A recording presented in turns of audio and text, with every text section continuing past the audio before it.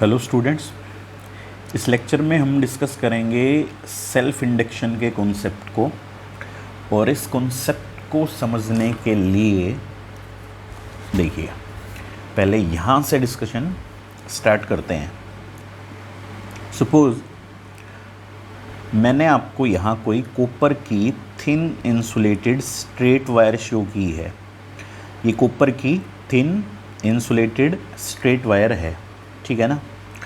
अच्छा, अब इस वायर के अंदर से हमने करंट पास किया है I, straight thin wire of copper insulated, ठीक है। इसमें से करंट पास किया गया है आई करंट पास किया। अच्छा, अब जब आप इसमें से आई करंट पास करेंगे और ये जो करंट है वो कांस्टेंट है, ठीक है, तो जैसे इसके ऑल अराउंड, वायर के ऑल अराउंड जो स्पेस है उसमें मैग्नेटिक फील्ड प्रोड्यूस होगा, ठीक है। अब मैग्नेटिक फील्ड में फॉर एग्जांपल ये कोई पॉइंट है जो वायर से कुछ पर्टिकुलर डिस्टेंस पर है। अब अगर करंट टाइम के साथ में वेरी नहीं करेगा तो इस पॉइंट पर जो मैग्नेटिक फील्ड होगा वो भी वेरी नहीं करेगा टाइम के साथ में, ठीक है ना। अच्छा, अब आप वायर में से जो करंट फ्लो करता है इसको आप टाइम के साथ में वेरी कराते हैं। वायर में से जो करंट पास हुआ उसको आपने यहाँ टाइम के साथ में वेरी किया, यानी D by D T. D I is change in current, in fact very small change in current in very small time interval D T. तो very small time interval D T में wire से current change हुआ है D I, ठीक है। अच्छा, current अगर time के साथ में वेरी करेगा तो इस पॉइंट पर जो मैग्नेटिक फील्ड है वो भी तो टाइम के साथ में वेरी करेगा ना, क्योंकि करंट टाइम के साथ में वेरी कर रहा है, ठीक है। जब तक करंट कांस्टेंट था तब तक मैग्नेटिक फील्ड कांस्टेंट था, बट यहाँ पर करंट अगर टाइम के साथ चेंज हुआ तो इस पॉइंट पर मैग्नेटिक फील्ड टाइम के साथ वेरी करेगा, ठीक है। अच्छा, ये वायर कैसी कंसिडर की थी आपने? थिन वायर बताया था मैंने, है ना। इस वायर पर, इस पॉइंट, इस टर्म पर स्ट्रेस रखा मैंने कि ये वायर जो है वो थिन है, ठीक है। और यहाँ कोई भी पॉइंट मैंने जो चूज़ किया स्पेस में, यहाँ पर हमने नोटिस किया अगर आप वायर में से करंट को टाइम के साथ में वेरी करेंगे तो इस पॉइंट पर मैग्नेटिक फील्ड भी टाइम के साथ वेरी करेगा। बट ये जो चेंज होता हुआ मैग्नेटिक फील्ड है, यानी ये मैग्नेटिक फील्ड जो टाइम के साथ चेंज हुआ वो इस वायर पर कोई किसी तरह का इफ़ेक्ट प्रोड्यूस नहीं करेगा, ठीक है। ये मैग्नेटिक फील्ड इस थिन वायर पर कोई मैग्नेटिक फील्ड प्रोड्यूस नहीं करेगा।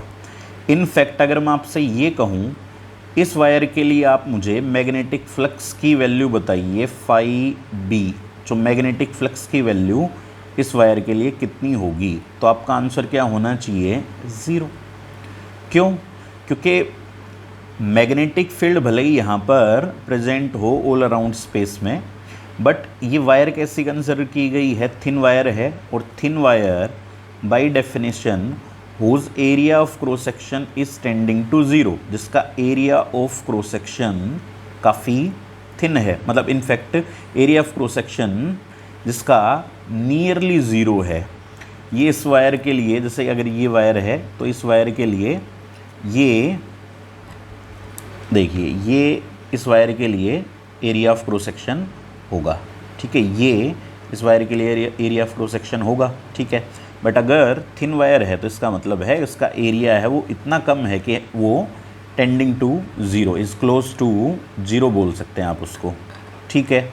अच्छा, अब इस वायर पर आप किसी तरह का कोई इफ़ेक्ट ऑब्जर्व नहीं करने पाएंगे, ये क्लियर है, ठीक है। अब हम आते हैं अपने कॉन्सेप्ट की तरफ। जो ये वायर आप देख रहे थे, जो आपको यहाँ शो की गई थी, इसी वायर को क्या किया गया है, इस तरह से उसी वायर को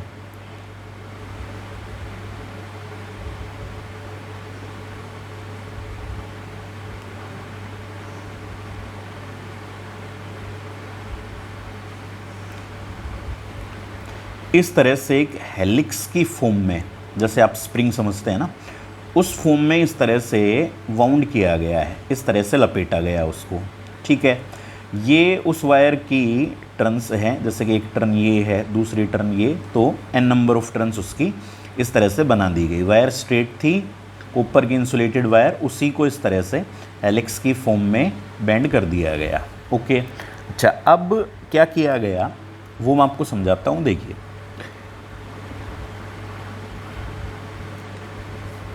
इस वायर के, अब वायर तो कहना ठीक नहीं है उसको, इनफैक्ट इसको हम एक कॉइल बोलते हैं, ठीक है। ये कोई किसी कॉइल की फॉर्म में आपने बेंड किया उसको। इसके पैरेलल में आपने यहाँ पर क्या किया, एक कोई बल्ब कनेक्ट कर दिया है। ये देखिए सिंपल सा सर्किट बनाया आपने, और ये एक बल्ब इसके पैरेलल में कनेक्ट किया। यहाँ एक बैटरी कनेक्ट की है आपने, ये देखिए ये बैटरी, और यहाँ पर इस जगह पर ये एक अलग तरह की की होती है, लेबोरेटरी के अंदर प्रेजेंट होती है, टैपिंग की इसको हम बोलते हैं। सो दिस इज़ की, ठीक है। अच्छा अभी इनिशियली स्टार्ट में बात करें, इनिशियली तो जब तक की लेट ओपन है, ठीक है, की को आपने क्लोज नहीं किया है तो कोई करंट फ्लो नहीं कर रहा, ठीक है, बल्ब जो है वो ग्लो नहीं करेगा फॉर श्योर, ठीक है। अच्छा ये जो आपने वायर ली थी, जिस वायर को आपने इस तरह से हेलिक्स की फॉर्म में या स्प्रिंग की फॉर्म में, स्पाइरल फॉर्म में अरेंज किया, सो इस वायर का भी कुछ पर्टिकुलर रेजिस्टेंस तो होगा, इसमें क्या डाउट है ना। वायर है अगर, सो इस वायर का भी कुछ पर्टिकुलर रेजिस्टेंस होगा। लेट R1 है, थोड़ी देर के लिए ऐसे समझ लीजिए। और ये जो बल्ब शो किया गया है तो बल्ब का फिलामेंट होगा, तो यहाँ भी कुछ बल्ब का कुछ पर्टिकुलर रेजिस्टेंस होगा, डेफिनेटली होगा। अब ये दोनों आपने किस में कनेक्ट किए हैं, पैरेलल में, पैरेलल में कनेक्ट कर रखे हैं, ठीक है, बात को समझिएगा। सो पैरेलल में आपने इनको कनेक्ट किया। नेक्स्ट अब आप ये समझिए कि मैंने क्या किया है, R2 की वैल्यू को मैंने R1 से ज़्यादा रखा है, यानी बल्ब का रेजिस्टेंस है वो इस कॉइल के रेजिस्टेंस के कंपैरिजन में ज़्यादा है, ठीक है। अब दोनों पैरेलल में हैं, जैसे ही आपने की को पुट किया तो लेट इस बैटरी की पोटेंशियल डिफरेंस वोल्टेज की वैल्यू को मैं V से रिप्रेजेंट कर लेता हूँ। तो दोनों के across same potential difference act करेगा, क्योंकि पैरेलल में इन दोनों के अक्रॉस बैटरी को आपने कनेक्ट किया है, तो दोनों के across V potential difference act करेगा, ठीक है। अच्छा करंट फ्लो करेगा दोनों के अंदर से ऐसे, बट रेजिस्टेंस R2 की वैल्यू यानी बल्ब का रेजिस्टेंस तो ज़्यादा था, तो बल्ब का रेजिस्टेंस ज़्यादा था तो इसमें से कम करंट पास होगा और इस कॉइल के अंदर से ज़्यादा करंट पास होगा, ठीक है। अब कम करंट पास अगर होगा इस बल्ब के अंदर से, तो कम करंट पास होगा तो इसका मीनिंग ये हुआ बल्ब जो है वो कम ग्लो करेगा, लेस ग्लो, यानी फेंट, हल्का हल्का ग्लो करेगा ये, ठीक है। रीज़न समझ में आया आपको, क्योंकि इसमें से करंट कम पास हो रहा है। क्यों पास हो रहा है, क्योंकि इसका रेजिस्टेंस ज़्यादा था, इसलिए कम करंट पास होगा इसमें से। यहाँ तक क्लियर है। अब इसके बाद जैसे ही आपने, अब ध्यान दीजिएगा, जैसे ही आपने इस की को यहाँ से रिलीज़ किया, ठीक है, इस की को आपने जैसे ही रिलीज़ किया, जैसे निकाला, तो आप नोटिस करेंगे कि जो बल्ब है, जैसे आपने की को रिलीज़ किया, at the same instant bulb का जो ग्लो है वो ग्लो उसका शार्पली इंक्रीज़ होगा, शार्पली इंक्रीज़। बल्ब का ग्लो एकदम से शार्पली इंक्रीज़ होगा। पहले कम ग्लो कर रहा था, लेकिन जैसे ही आपने की को रिलीज़ किया, तो जैसे ही की को निकाला तो एकदम से शार्पली ग्लो करेगा, और उसके बाद से फिर वो बंद हो जाएगा, है ना, क्योंकि जैसे ही की को रिलीज़ करेंगे आप तो करंट जो है वो ज़ीरो होगा।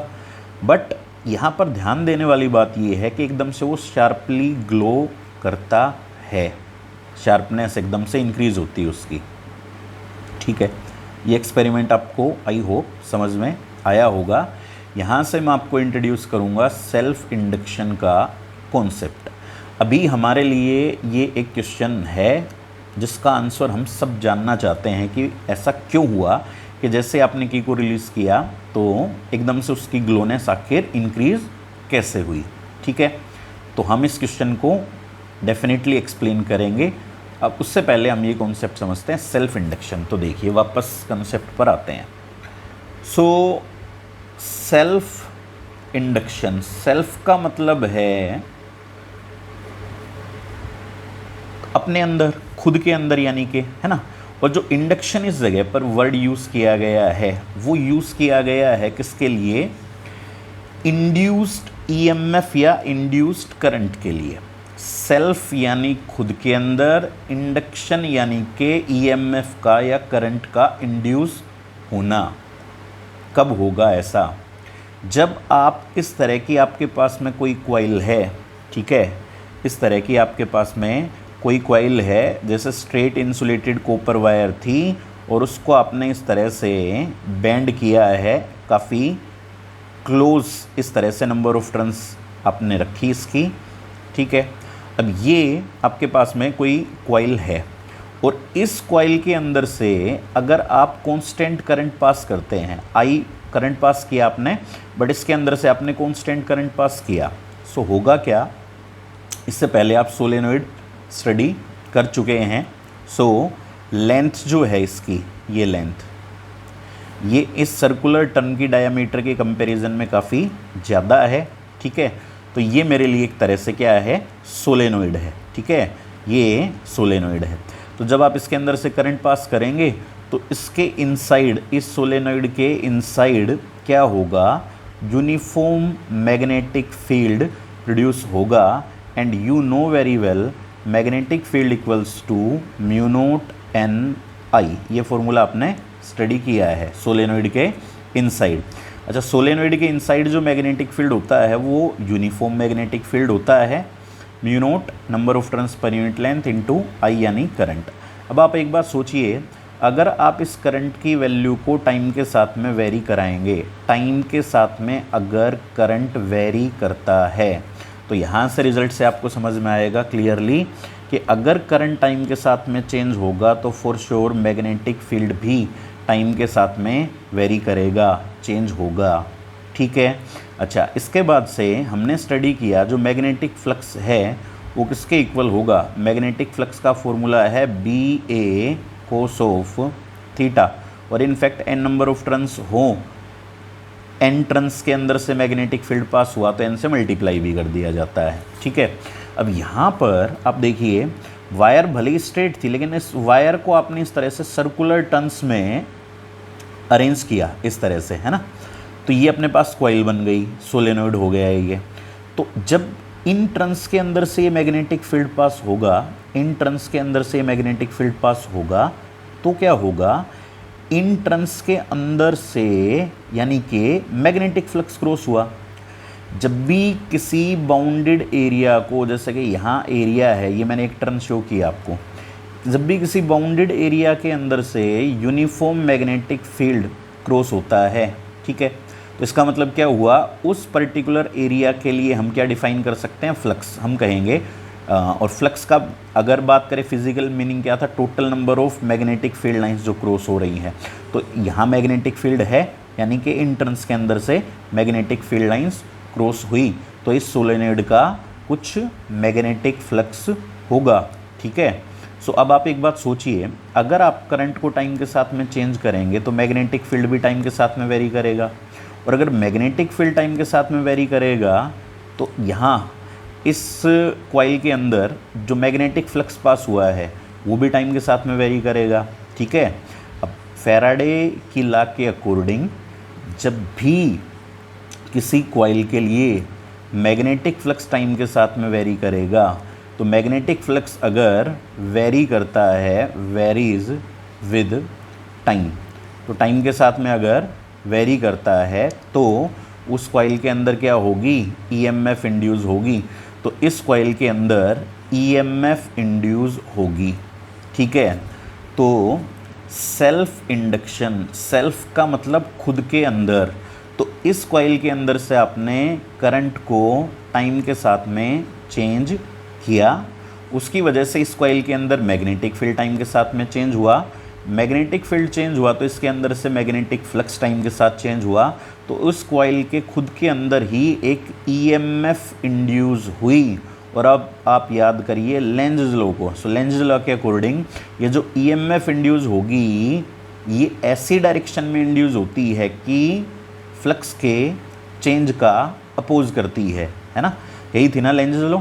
तो यहाँ पर ईएमएफ इंड्यूस होगी और वो फ्लक्स के चेंज का अपोज करेगी, यानी फ्लक्स इंक्रीज होगा तो उसको डिक्रीज करेगी और डिक्रीज होगा तो उसको इंक्रीज करेगी। तो आई होप अब आपको सेल्फ इंडक्शन का मीनिंग समझ में आया है। सेल्फ इंडक्शन का मीनिंग ये है, एक ऐसा प्रोसेस, स्टेटमेंट की बात करें अगर तो मैं यहाँ शो कर देता हूँ। तो स्टेटमेंट क्या है, it is a process of inducing, it is a process of inducing an EMF when current passing through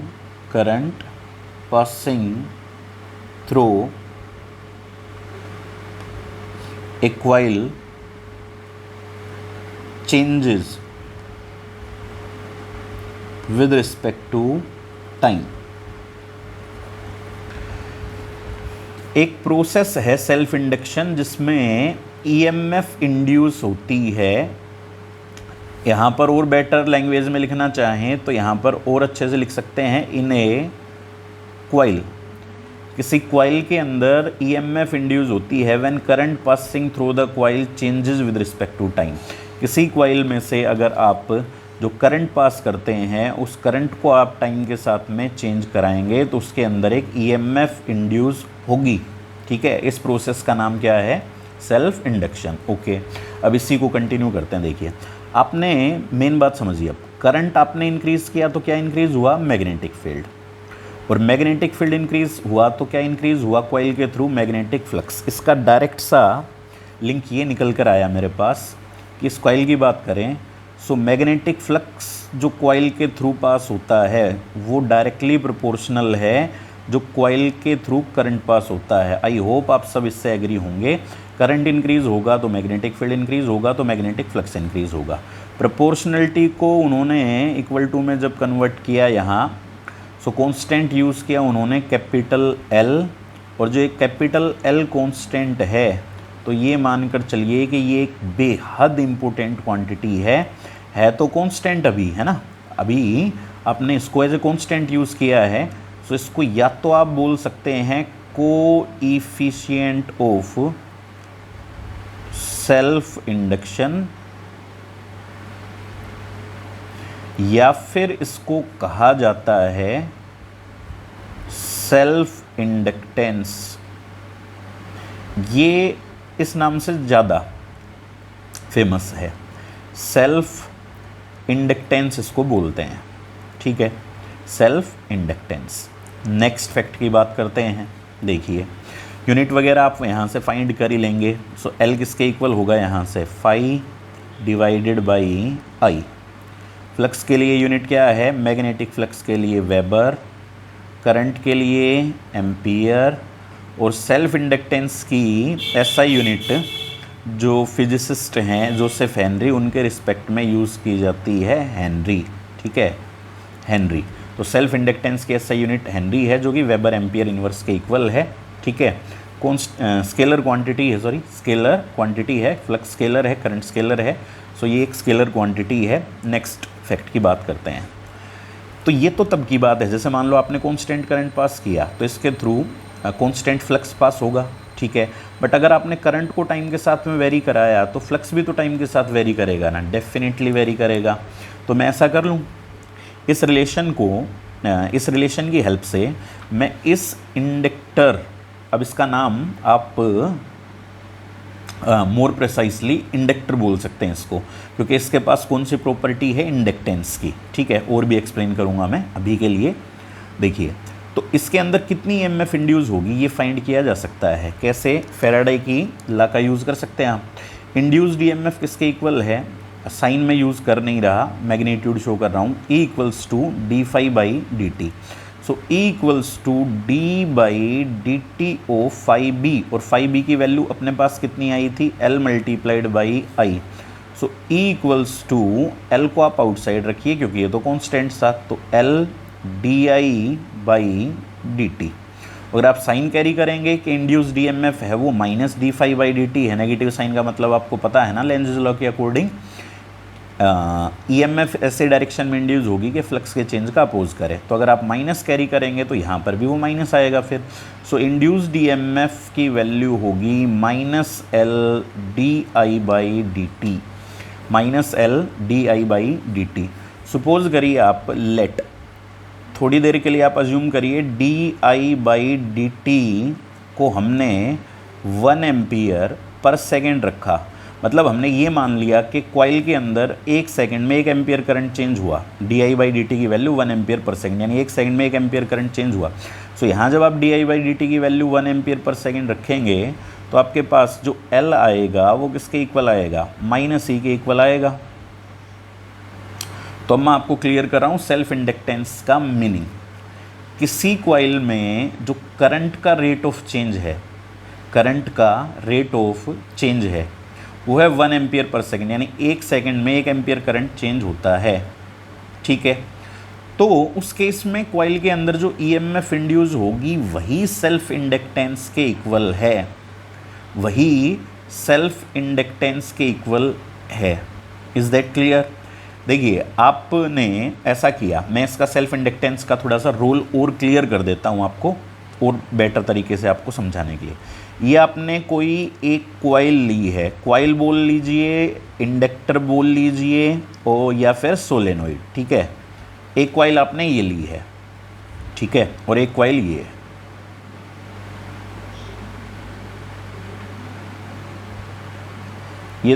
ये आपने 2 कॉइल लिए हैं, फर्स्ट और सेकंड।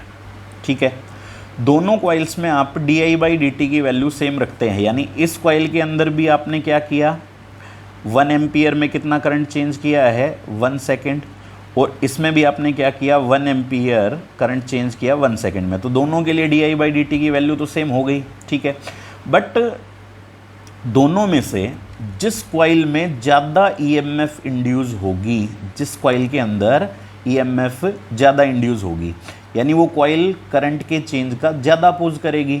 ठीक है, और ईएमएफ जिसमें ज़्यादा इंड्यूस होगी उसका सेल्फ इंडक्टेंस, इसका मीनिंग ज़्यादा होगा। ठीक है, सेल्फ इंडक्टेंस ज़्यादा होने का मीनिंग आप ये समझ लीजिए कि वो कॉइल करंट के चेंज का ज़्यादा अपोज करेगी। जब करंट उसमें से टाइम के साथ में वेरी करेगा तब उस कॉइल के अंदर ईएमएफ इंड्यूस होगी जो फ्लक्स के चेंज का अपोज करेगी, ये भी बोल सकते हैं आप, या फिर बोल सकते हैं करंट के चेंज का अपोज करेगी। बात वही है, क्योंकि करंट का चेंज हो रहा था तभी तो फ्लक्स का चेंज हुआ था, ये हमने नोटिस किया था ना। तो आप यहाँ पर मोर प्रिसाइसली यही बोल सकते हैं। तो सेल्फ इंडक्टेंस का मीनिंग क्या हुआ, करंट अगर टाइम के साथ में वेरी करेगा तो जो कॉइल ज़्यादा ईएमएफ, जिस कॉइल में ज़्यादा ईएमएफ इंड्यूस हुई, यानी उस कॉइल ने ज़्यादा अपोज किया, यानी कि उसका सेल्फ इंडक्टेंस ज़्यादा होगा। ठीक है, और वाइस वर्सा कर सकते हैं, सेल्फ इंडक्टेंस अगर कॉइल का ज़्यादा है इसका मतलब वो करंट के चेंज का ज़्यादा अपोज करेगी। ठीक है, करंट का अपोज नहीं करती कॉइल, अगर आप इसमें से कांस्टेंट करंट पास कर देंगे तो कोई इश्यू नहीं है, आराम से करंट फ्लो करता रहेगा, तब कोई ईएमएफ इंड्यूस नहीं होगी। देखिए D I by D T को अगर आप 0 रखेंगे यहाँ, यानी करंट टाइम के साथ में, आपने करंट का टाइम के साथ में चेंज कितना लिया, 0, तो अगर करंट टाइम के साथ चेंज नहीं होगा तो ईएमएफ 0, तो फिर उसका कोई रोल नहीं। ठीक है, इंडक्टर का फिर उसको इसमें कोई रोल नहीं है। लेकिन करंट अगर टाइम के साथ चेंज होगा तब वहाँ पर ईएमएफ इंड्यूस होती है। आई होप ये आपको क्लियर हुआ होगा। ठीक है, अब वापस यहाँ पर आते हैं, यहीं पर वापस यहाँ आते हैं। देखिए हुआ क्या था, जब इनिशियली ये कम ग्लो कर रहा था बल्ब, क्योंकि इसमें से कम करंट पास हो रहा था। ठीक है, अच्छा, जैसे ही आपने इस की को रिलीज़ किया तो करंट क्या हुआ, अपनी मैक्सिमम वैल्यू से मिनिमम वैल्यू पर आएगा, क्योंकि की को रिलीज़ कर दिया तो करंट 0 होना है। अब मान लीजिए ये आप, जैसे इसके पैरेलल में आपने ये एक इंडक्टर लगाया हुआ था। ठीक है, अच्छा, ये जो इंडक्टर आपने लगाया था तो इसमें से कुछ करंट फ्लो कर रहा था कांस्टेंट। ठीक है, इसमें से कुछ कांस्टेंट करंट फ्लो कर रहा था की जब पुट कर रखी थी।